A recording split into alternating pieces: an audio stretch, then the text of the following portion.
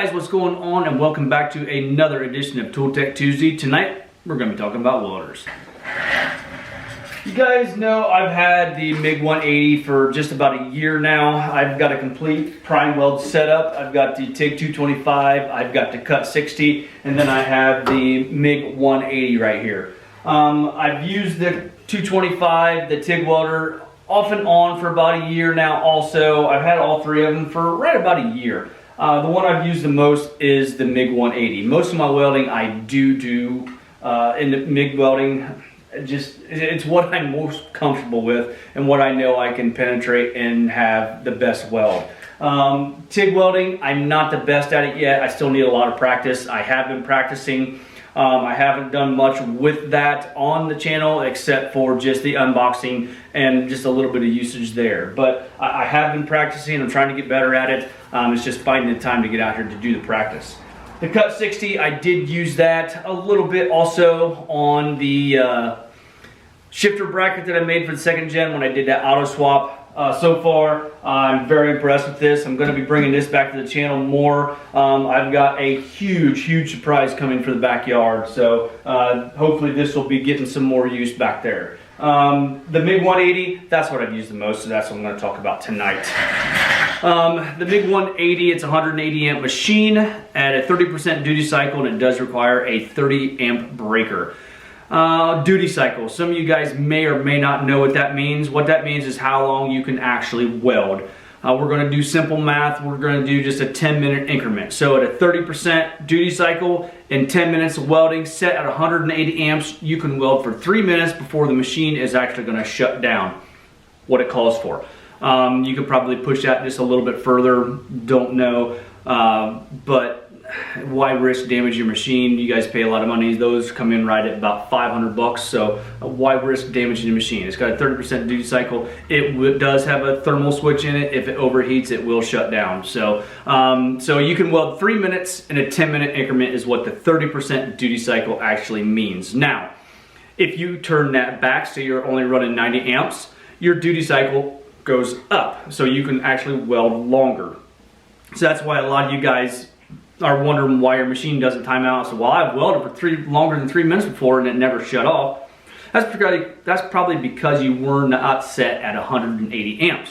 That's maxing the machine out is what the duty cycle is intended for.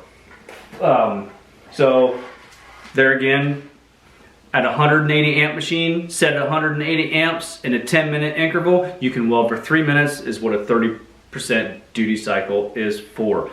So in the past year, I've used that machine quite a bit. I've used it on building my my shifter bracket for the second gen swap, or the auto swap in the second gen. I've used it around the garage for just small little thin stuff, and I've used it for so much that it's hard to remember everything. The only thing the fault that I found was no amperage and wire speed display right here, and stinger length.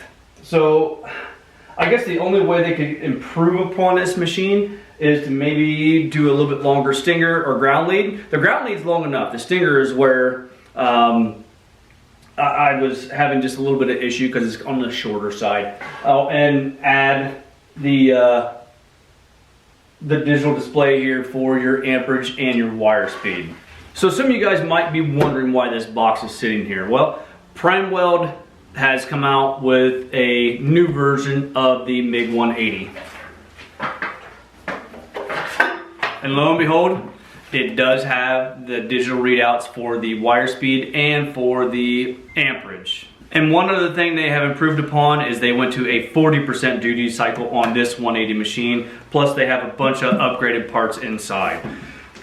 With that, they have upgraded some other stuff, and that's what this actual box is for. Some of you guys may have saw in the past, or you keep your books open that you have the PrimeWeld systems, or you print that off and laminate it and kept it there. They now have, or it's a pain in the butt to get in there to open up the door to see what your settings are. They now put in the box a huge laminated settings page for you to go off of for setting and running your machine. So that makes it pretty nice to be able to do that without having to check the book, or if you have like a setup like mine right there where the door's on the inside. I have not changed anything up on that yet. I want to actually move things around, move my tanks over, and change the complete setup of the cart so I can open up that door, make it a little bit more easier access, but that's in the future. But I thought that was pretty nice that they include this huge laminated card to be able to look at your settings.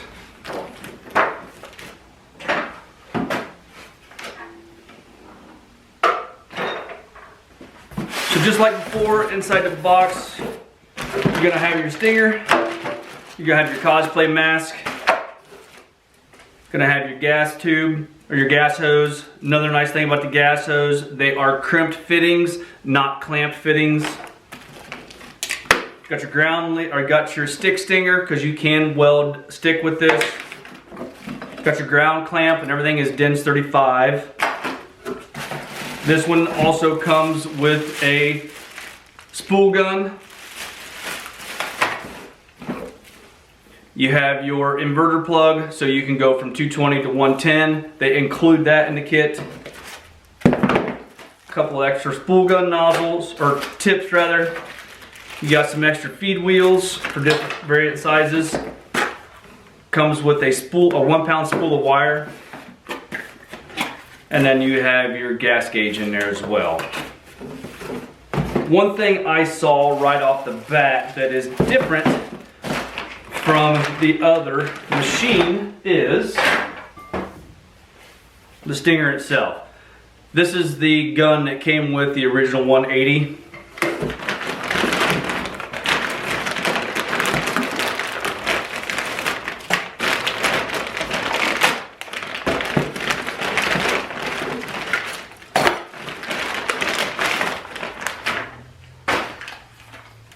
This is the gun that comes with the new 180. You can see the difference there. It's a lot heavier gun, and it has the anti-kink on both ends, which makes it pretty nice. This has the 4-finger. This just has the 2-finger or the single finger. That took quite a bit of getting used to, is having that 2-finger on there, not 4-finger, but 2-finger on there.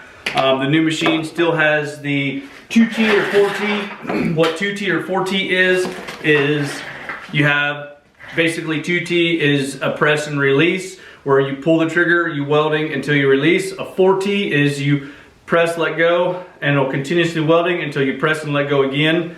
And then that's how you do the 4T. There's two different settings, the 2T and the 4T settings, just how I'd explain them. So I can't hardly wait actually to get this one set up and get it tried out. Functionality is going to be the same, so we're not going to test that out tonight, but I'm actually really stoked to try and get this set up and try out this new gun. There again, they did not make it any longer. It's still about the same as what this one is.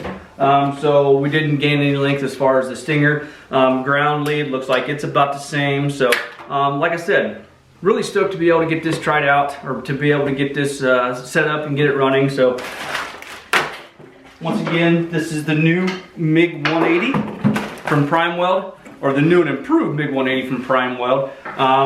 If you guys get a chance, check them out. Website, or their information is always in the description if you want to check it out. And also, they are available on Amazon. You guys can head over to Amazon. Those links are also in the description. Or if you guys just want to check out Amazon in general, I have an in general Amazon link. You guys can go there, do your shopping. It helps out the channel at no cost to you. So guys, if you don't mind, that's pretty much going to do it. Hit that like button, give me a thumbs up, subscribe if you have not already done so, and we'll see you guys in the next one.